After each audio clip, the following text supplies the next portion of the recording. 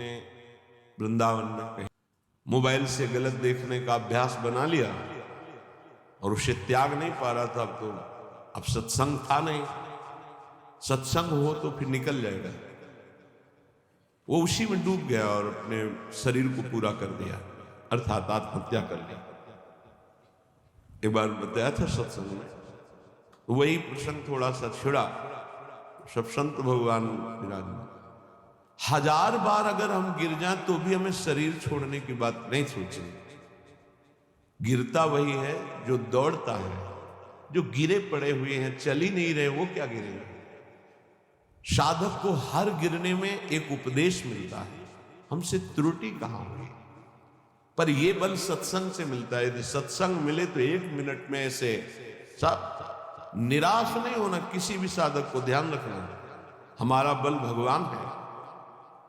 कोई हम में त्रुटि है, कोई अभिमान है, कीन हो इस कबहों अभिमाना, सुख हो वंचा कृपा निधाना, बहुत ये गूढ़ बात है।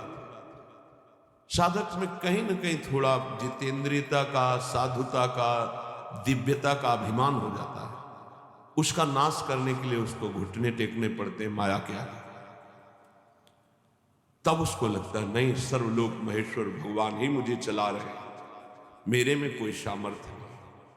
कभी ऐसी किसी के साथ घटना घट जाए तो आपको प्रायश्चित होगा, क्योंकि भक्त हैं, आपका हृदय जलेगा, दंड मिलेगा, निंदा होगी, अपमान होगा, लेकिन आपको निराश नहीं होना।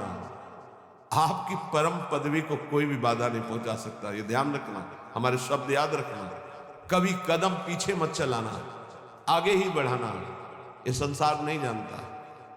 तभी हम कहते हैं कि संतों के पास बैठकर जो सुना जाता है उनके अनुभव सुने जाते हैं। शास्त्रों में तो सब लिखा ही है, लेकिन जो शास्त्रों में लिखा है उसका उन्होंने साक्षात्कार किया है, फिर अनुभव करके बोल रहे। तो इस बात को समझे, 1000 बार त्रुटि हो जाए, गलती हो जाए, हम ये नहीं कहते गलती करो, लेकिन 1000 बार गलती हो जाए तो भी हमें प्रभु का मार्ग नहीं छोड़ना और अपने शरीर को किसी भी तरह से बाहरी दंड नहीं देना, आंतरिक दंड देना है। उपवास के द्वारा, कम आहार के द्वारा, परिक्रमा, नाना प्रकार की तपस्या का अनुष्ठान करके भस्म कर दो अपनी वासना को और प्रभु को प्राप्त करो। शरीर छोड़ने से आत्महत्या करने वाले की वो दुर्गति होती, भूत बनता कोई भी हो, चाहे साधु वेश में चाहे गृहस्थ में हो। पक्का समझना, आत्महत्या करने वाले को भूत योनि की प्राप्ति होती है और बड़ी दुर्गति होती है उसकी। एक बूंद पानी पीने को नहीं मिलता। पानी की प्यास की कीमत वही जानते हैं जिनको प्यास होने पर पानी नहीं मिलता। तुम क्या जानते? एक बूंद पानी उस जीवात्मा को नहीं मिलता जो प्रेत योनि को प्राप्त होता है, तो पागल बना घूमता है। फिर किसी निकृष्ट आचरण वाले के ऊपर सवार होकर तब वो अपनी प्यास बुझाना चाहता है। इसलिए इस मार्ग में चलने वाले पथिक को इतनी हिम्मत होनी चाहिए। लोका स्वच्छंद निंदाम विंदधति यदि में किम ततो दीन दीनम। मैं दीन नहीं बनूंगा उस समय। ये हमारी बात को पकड़ना।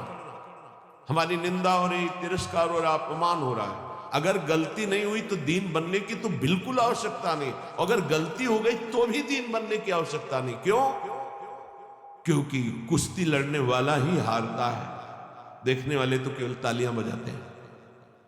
सदैव विजयी नहीं रहता, कभी कभी दांव चूक जाता है, दोबिया पछाड़ में गिरता है। ऐसे ही हमारा युद्ध हो रहा है काम से, क्रोध से, लोभ से, मोह से, मद से, मत्सर से। ये क्या जाने, संसारी क्या जाने। मानो 30 वर्ष लड़ते हुए उसे व्यतीत हो गए, कभी घुटने नहीं टेका, लेकिन अगले मिनट में चूक हो गई और घुटने टेक दिया। अब संसार उसकी पराजय की निंदा करेगा, लेकिन हम उस उपासक को सपोर्ट करते हुए हृदय से कहते हैं, कभी नहीं घुटने टेका, फिर खड़े हो और दौड़ प्रभु की तरफ। देख तो संसार पर विजय प्राप्त कर ही लेगा। नामे भक्ता प्रणश्यति। ये जरूरी नहीं है कि हम अपने शरीर को त्याग दें, क्योंकि ऐसी गलत, ऐसे प्राय जिनको सत्संग नहीं मिलता ऐसा कर देते हैं। निष्ठावान त्रिभुवन पर विजय प्राप्त करता है।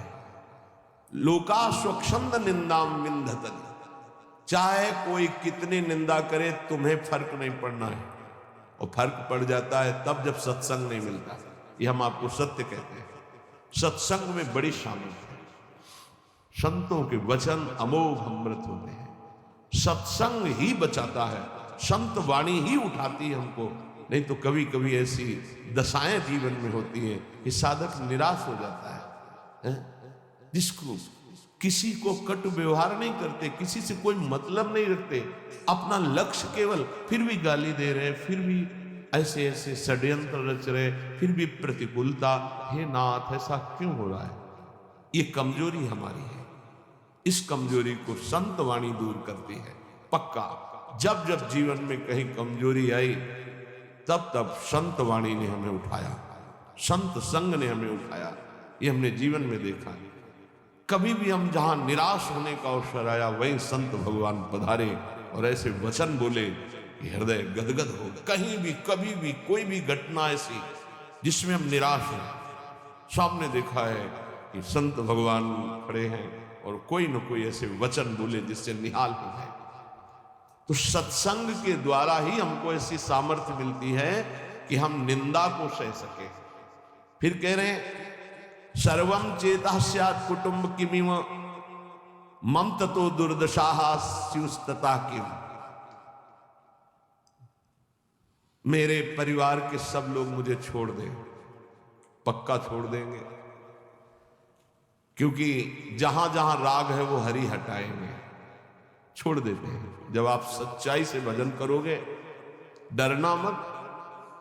सच्चाई का जब जिस दिन भजन होगा तो परिवार का राग छूटेगा, पर परिवार में भगवत भाव रहेगा। वही हम कह रहे हैं कि भगवत भाव से प्रीति करो, राग पूर्वक नहीं। राग का नाश, राग होता है आंतरिक, बड़ा सूक्ष्म होता है। ततो दुर्दशा स्युस्तता की, सब पूरे परिवार के छोड़ दिए, लोक में निंदा हो रही है और शरीर दुर्दशा को प्राप्त हो रहा है। ये होता है, ऐसी परिस्थिति आती है।